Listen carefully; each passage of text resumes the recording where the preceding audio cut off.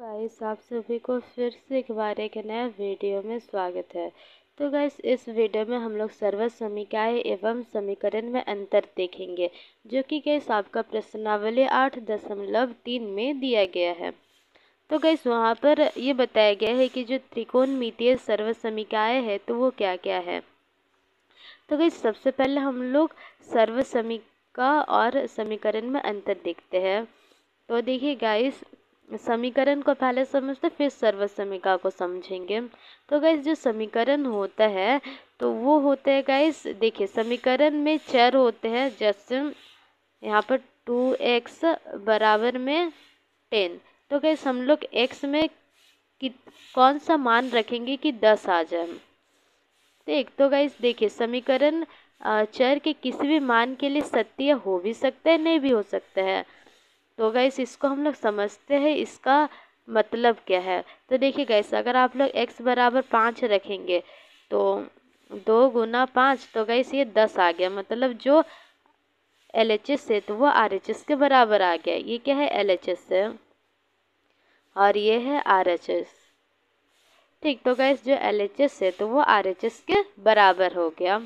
तो गैस अगर हम लोग x बराबर 3 रखेंगे तो 2 गुना 3 तो 6 आ रहा है। तो गैस यहाँ पर हमें देखने को मिलता है जो LHS है तो वो RHS के बराबर नहीं है। तो गैस इससे क्या मतलब है कि जो समीकरण है तो वो कभी ऐसे देखने को मिल रहा है कि जो 5 रख दिए तो ये सत्य हो गया, 3 रखने पर सत्य नहीं हो रहा है। मतलब वैसा मान, कभी कभार हमें वैसे मान रखना होता है समीकरण में जो उस मान के लिए जो समीकरण है वो सत्य हो जाए। और कभी कभी हमें ऐसे देखने को मिलता है, अगर हम लोग दूसरा कोई मान रख देंगे तो वो सत्य नहीं भी देखने को मिल सकता है। तो उसी को गैस हम लोग समीकरण कहते हैं कि जो चर है, देखिए इसको हम लोग चर कहते हैं, चर है। और यहाँ पर गैस हम लोग कुछ भी मान रखेंगे ऐसा हमें देखने को मिल सकता है, ये सत्य भी हो जाएगा या फिर नहीं भी हो सकता है। तो गैस फिर अभी हम लोग समझते सर्वज समीकरण क्या है। देखिए एक समीकरण को तब सर्वज समीकरण कहा जाता है, मतलब जो सर्वज समीकरण है गैस तो वो एक प्रकार से गैस समीकरण ही है। मतलब जो समीकरण है तो हमें ऐसा भी देखने को मिल सकता है, समीकरण में जो चर है तो उसमें हम लोग कोई भी मान रख देंगे तो वो सत्य हो जाएगा। तो यहाँ पर हम लोग देखते हैं जैसे कि सर्वज समीकरण इसका एक उदाहरण हो गया एक तरफ से अगर कहा जाए तो। देखिए जब चर के किसी भी मान के लिए समीकरण सत्य हो तो उसी को ही हम लोग सर्वज समीकरण कहते हैं। तो देखिए जैसे 2x + 5y, तो गाइस ये बराबर में मान लेते हैं 7,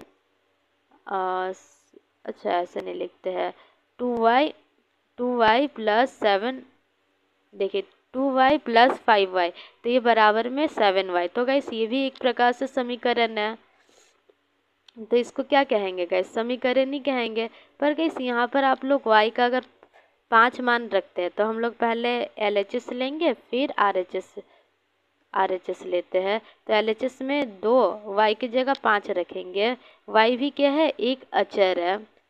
और फिर 5 गुना 5, तो देखते हैं 2 पच्चे 10 + 5 पच्चे 25, तो 35 हो गया इसका। और यहाँ पर देखते हैं ये तो हो गया गाइस LHS में। तो अभी देखते हैं RHS में, तो 7 5 रख देंगे। तो देखिए गाइस यहाँ पर y अगर हम लोग 5 रखते हैं तो सत्य है, LHS बराबर में हमें देखने को मिल रहा है RHS। तो गाइस अब हम लोग y बराबर 4 रखते हैं तो LHS में देखिए 2 चौके 8 हो जाएगा। फिर 5 गुना y की जगह 4 रख देंगे तो 20 हो जाएगा, तो 28 हो गया। और यहाँ पर RHS में गाइस 7 गुना 4 तो 28। तो गाइस देखिए यहाँ पर भी हमें देखने को मिल रहा है LHS बराबर RHS, हमें ऐसे देखने को मिला। तो गाइस अब फिर से देखते हैं y बराबर 3 रख के देखते हैं। तो देखिए 2 गुना 3, y की जगह 3 रखेंगे तो 2 गुना 3 हो जाएगा, तो 6 + 5 गुना 3 15, मतलब 21 हो रहा है।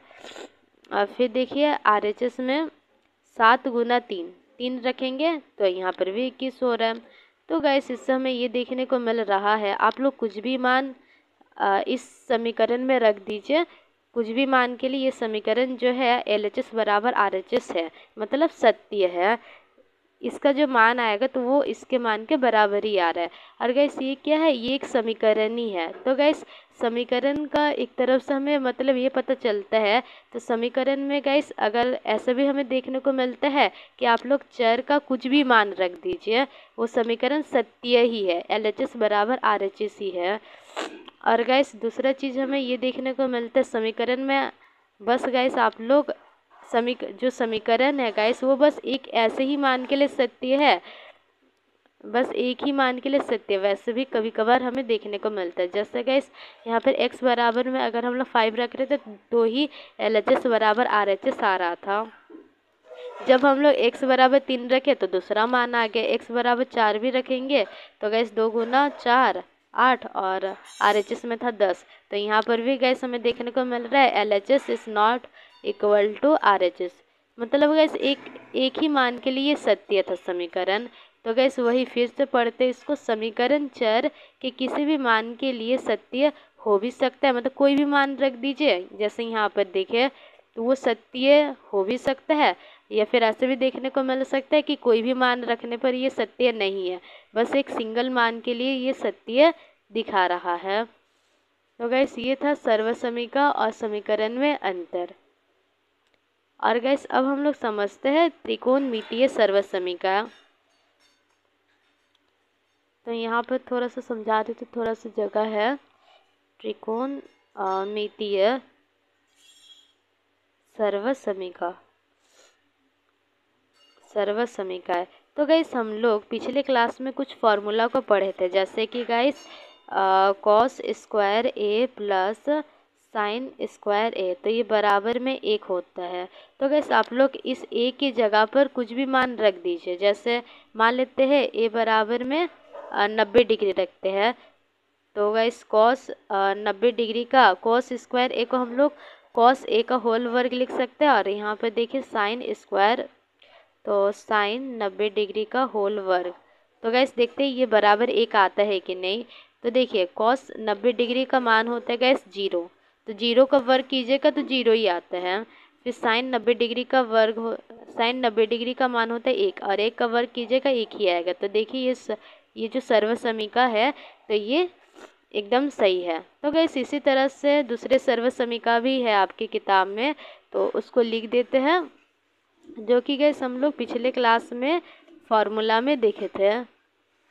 तो देखिए एक तो सर्वसमीका ये वाला है कि 1 + 10 स्क्वायर ए बराबर में सेक स्क्वायर है, तो ये भी गैस एक सर्वसमीका है।